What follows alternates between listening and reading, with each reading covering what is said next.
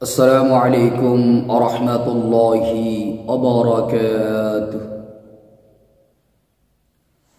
الحمد لله وكفى وسلام على عباده الذين اصطفى. أما بعد فأعوذ بالله من الشيطان الرجيم. بسم الله الرحمن الرحيم. وننزل من القرآن ما هو شفاء ورحمة للمؤمنين. صدق الله المولانا العظيم. সম্মানিত বন্ধুগণ, তো আপনারা আশা করি কেমন আছেন? আশা করি আল্লাহ সুবহানাহু ওয়া তাআলার রহমতে সকলেই ভালো আছেন। আমিও আল্লাহ সুবহানাহু ওয়া তাআলার রহমতে খুবই ভালো আছি, আলহামদুলিল্লাহ। সম্মানিত বন্ধুগণ, তো আজকে আপনাদের মাঝে একটি বিষয় নিয়ে আসলাম। ধারাবাহিকভাবে বশীকরণ সম্পর্কে যে আমলগুলো আছে, যে তদবিরগুলো আছে, সেই আমল এবং তদবিরগুলো আপনাদের মাঝে শেয়ার করতেছি। তার ধারাবাহিকভাবে আজকে 5 নম্বর পর্ব নিয়ে আসলাম আপনাদের মাঝে, বশীকরণ করার পদ্ধতি। আজকের এই পদ্ধতিতে আমরা জানব বশীকরণ করার জন্য একটা আমল এবং চমৎকার একটি নকশা। আমল এবং নকশার উপকারিতা হয়ে গেছে। এই আমল এবং নকশার উপকারিতা হয়ে গেছে যে সঠিকভাবে যদি কেউ করতে পারে, ইনশাআল্লাহ আপনি যাকে চান সে আপনার আয়ত্তে চলে আসবে, আপনার বশ হয়ে যাবে। তার অন্তরে আপনার জন্য প্রচুর পরিমাণে গভীর মহব্বত, ভালোবাসা আল্লাহ তাআলা তৈরি করে দেবে। এটা চমৎকার একটি তদবির এবং খুবই পাওয়ারফুল, খুবই কার্যকারী। তবে প্রথমেই বলে নিই, অবশ্যই এই জায়েজ সম্পর্ক তৈরি করার জন্য সৎ উদ্দেশ্যে আমরা এই কাজটি করব। কেউ অসৎ উদ্দেশ্যে এই পদ্ধতি অবলম্বন করব না, তাহলে নিজেই ক্ষতিগ্রস্ত হব।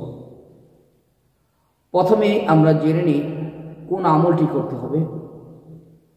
যে কোনো আরবি মাসে, বাংলা ইংরাজি যে মাসগুলো আছে ঠিক সেইভাবেই আরবি মাসও আছে। তো যে কোনো আরবি মাসের শুরুতে প্রথম যে রবিবার পড়বে, এই রবিবার দিন ফজরের নামাজের পরে 100 বার ইস্তেগফার পাঠ করবেন, 100 বার দুরূদ শরীফ পাঠ করবেন। 100 বার ইস্তেগফার পাঠ করবেন, 1000 বার দুরূদ শরীফ পাঠ করবেন। 1000 বার দুরূদ শরীফ পাঠ করা হয়ে গেলে একটা ভূসপত্র নেবেন। ভূসপত্র যে কোনো তাবিজের দোকানে পাইবেন। এই ভূসপত্রের উপরে আমি স্ক্রিনে একটি নকশা দিয়ে দিব। এই নকশাটি জাফরান কালি দ্বারা লিখবেন। অবশ্যই কিন্তু ওজুর সহিত কিন্তু আমলও করতে হবে এবং নকশাটিও লিখতে হবে। নকশাটি লেখা হইলে নিচে দেখবেন আল হব্বি ফালান বিন ফালান। এই স্থানে আপনি নিজের নাম লিখবেন এবং মায়ের নাম লিখবেন এবং পরে আলা হব্বি ফুলান বিন ফুলান, এই স্থানে যাকে আপনি বশ করতে চাইতেছেন তার নাম এবং তার মায়ের নাম লিখবেন। এটা লেখা হয়ে গেলে এটাকে ভালো করে পেঁচিয়ে যে কোনো একটা তাবিজের ভিতর ভরতে পারেন বা নাও ভরতে পারেন। মাটির চুলার নিচে গর্ত করে পুঁতে রাখবেন এবং ওই চুলায় আগুন জ্বালাবেন। কিছু সময় আগুন জ্বালাবেন। এইভাবে আরবি মাসের প্রথম রবিবার থেকে শুরু করবেন, 7 দিন একাধারে প্রতিদিন সকালবেলা ফজরের নামাজের পরে আমল করে লিখবেন। এরপর মাটির চুলায় পুঁতে আগুন জ্বালাবেন কিছু সময়। এটা হলো তদবির এবং সাথে একটি আমলও করতে হবে। সকালে এই কাজটি করবেন, মাগরিবের নামাজের পরে অথবা ইশারের নামাজের পরে কয়েকবার ইস্তেগফার পাঠ করবেন, কয়েকবার দুরূদ শরীফ পাঠ করবেন। এরপর সূরা কাউসার, কোরআনে কারিমের মধ্যে সবচেয়ে ছোট সূরা, ইন্না আ'তাইনাকাল কাউসার, এই সূরাটি 21 বার পাঠ করে আবারও কয়েকবার ইস্তেগফার ও দুরূদ শরীফ পাঠ করে আল্লাহ পাকের নিকট দোয়া করবেন। যাকে মহব্বত করতে চাইতেছেন, যার অন্তরে মহব্বত তৈরি করতে চাইতেছেন, তার নাম ধরে দোয়া করবেন।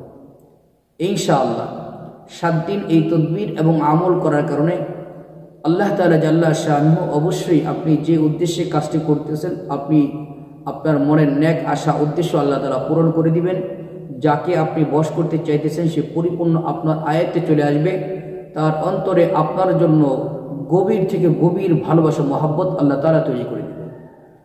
বিশেষ করে যারা স্বামী স্ত্রীর মধ্যে দ্বন্দ্ব, স্বামী স্ত্রীর মধ্যে যাদের দ্বন্দ্ব এমন পর্যায়ে চলে গেছে যে ডিভোর্স হওয়া মানে ডিভোর্স দিয়ে দিবে বা হয়ে যাবে, এমন পর্যায়ে যদি চলে যায়, আর সে ব্যক্তি যদি এই তদবিরটি করতে পারে 100% ইনশাআল্লাহ দেখবেন 7 দিনের মধ্যে তাদের সম্পর্ক ঠিক হয়ে যাবে ইনশাআল্লাহ।